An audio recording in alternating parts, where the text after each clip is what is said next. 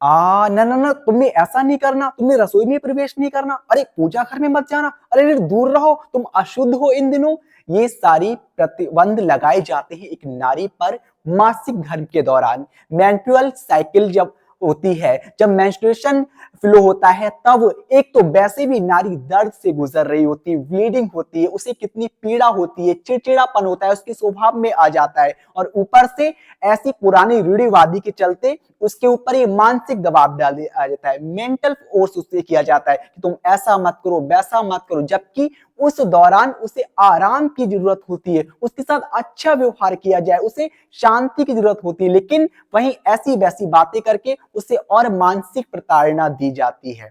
जी हाँ, ये रूढ़िवादी भी हो सकती है, हम ऐसा नहीं कहते कि हमारी पूर्वज, हमारी माताएं बहनें गलत थी, बिल्कुल सही थी, लेकिन इसके पीछे साइंटिफिकली फैक्ट थे कि भाई रसोई में क्यों नहीं जाना, क्यों, रसोई में आग जलती है, गर्मी से उन दिनों दूर रहना चाहिए। पहले हमारे रसोई में, हमारी पाकशाला में चूल्हे पर खाना बनता था, तो अग्नि प्रज्वलित होती थी, कितनी गर्मी होती थी, तो भाई ऐसे में गर्मी से दूर रखा जाता है, इसलिए कहा जाता है कि आपने रसोई में नहीं जाना है, भार नहीं उठाना है। पहले क्या होता था, हमारे घरों में ये टंकी नहीं हुआ करती थी, नल नहीं हुआ करते थे, है ना, हमारे घरों में बाहर से पानी आता था, कूप से या जलाशय से, तो भाई नारी रसोई का काम करने के लिए बाहर से पानी लाएगी, वजन ढोएगी, जबकि पीरियड के दौरान वजन ढोने के लिए मना किया जाता है, ज्यादा वजन नहीं उठाना है, आराम करना, इसलिए मना किया जाता है कि आपने रसोई में नहीं जाना है। और दूसरी बात कि तुमने अचार नहीं छूना, तुमने मसालेदार चीजें नहीं छूना, वरना वो खराब हो जाएगा अचार, जबकि ऐसा नहीं होता है। हाँ, हो सकता है ऐसा होता हो, मैं बिल्कुल इस बात को नहीं नकारूंगा, हो सकता है कोई ऐसी धार्मिक धारणा हो हमारे पूर्वजों की, हमारी माताओं बहन की, लेकिन जो मुझे समझ आता है वो यह कारण होता है कि उन दिनों मसाला खाने से मना किया जाता है, अचार खट्टा नहीं खाना चाहिए, जो कि परहेज करना चाहिए, इसीलिए कह दिया जाता है आपने खट्टा नहीं छूना है, कि भाई जब छुएंगे नहीं तो खाएंगे भी नहीं। इसके पीछे हमारी माताओं बहनों का कारण होगा कि जो जब शुरुआती में युवावस्था में बच्चियों को जो पीरियड्स आते हैं तो उन्हें खट्टा खाने का मन होता होगा, लेकिन इसीलिए माताएं बहनें कहती थी नहीं नहीं तुमने नहीं छूना वरना अचार खराब हो जाएगा, जिसके बाद छुटके से अचार को ना खाएं और उन्हें पीड़ा हो, उन्हें कष्ट हो, उन्हें नुकसान हो। जैसे कि हमारे ऋषि महर्षियों ने बरगद, पीपल, नीम को धर्म आस्था से जोड़ दिया ताकि उन्हें क्षति ना पहुंचाई जाए इतनी जल्दी, और वो जो ज्यादा ऑक्सीजन देते हैं वो वृक्षों का संरक्षण किया जा सके, इसीलिए उनको धर्म से जोड़ दिया गया।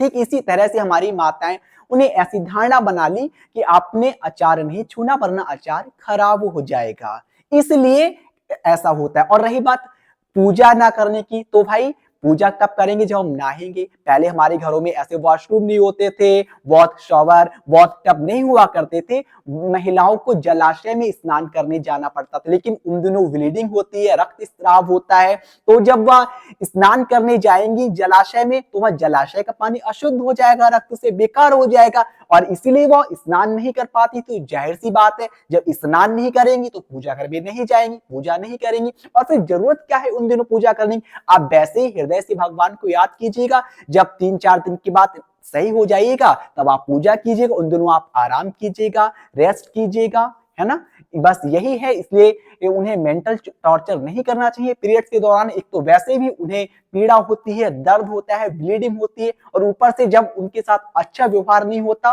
तो कभी कभी यह चिड़चिड़ापन बहुत गंभीर बीमारी का रूप भी ले लेता है। इसलिए पीरियड्स के दौरान फीमेल्स को रेस्ट करने दीजिएगा, उनके साथ अच्छा व्यवहार कीजिएगा, सदव्यवहार कीजिएगा।